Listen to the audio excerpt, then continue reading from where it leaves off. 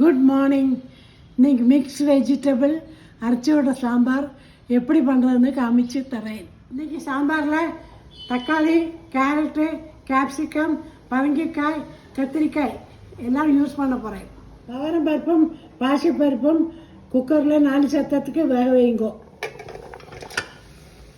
ஒரு கடாயில் தேங்காய் எண்ணெய் ஊற்றி கடுகு, வெந்தயம், மிளகாவத்தல் தாளித்து கொட்டிங்கோ.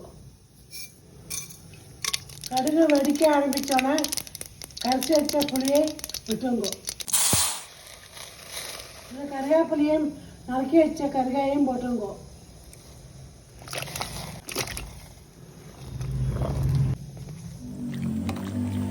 மஞ்சப்பொடி, உப்பு, பெருங்காயம், வெல்லம் போட்டு கொதிக்க விடுங்கோ. கொதிக்கிற சமயத்தில் ஒரு மிக்சியில் தேங்காய், கறிப்பொடி போட்டு ஃபைனாக அரைச்சுங்கோ. இந்த மாதிரி கொதிக்கிறோன்னா அரைச்சி விட்டு தேங்காயை போட்டுங்கோ. கறிகாய் வெந்த பின்ன வேக வச்ச பருப்பை விட்டுருங்கோ. ஒரு கொதி வந்தோடனே அடுப்பை அணைச்சி விடுங்கோ. சூப்பர் டேஸ்டி அரைச்சி விட சாம்பார் ரெடி. நீங்களும் ட்ரை பண்ணி எப்படிக்கு சொல்லுங்கோ.